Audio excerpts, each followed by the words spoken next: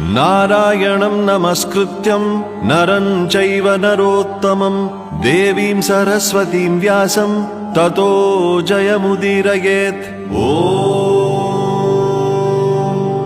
अथ सकल सौभाग्यदायक श्री विष्णु सहस्रनाम स्तोत्रम्। शुक्लांबरधरं विष्णुं शशिवर्णं चतुर्भुजं प्रसन्नवदनं ध्यायेत् सर्वविघ्नोपशान्तये। यस्य द्विरदवक्त्राद्यः पारिषद्यः परशतं विघ्नं निघ्नन्ति सततं विश्वक्सेनं तमाश्रये।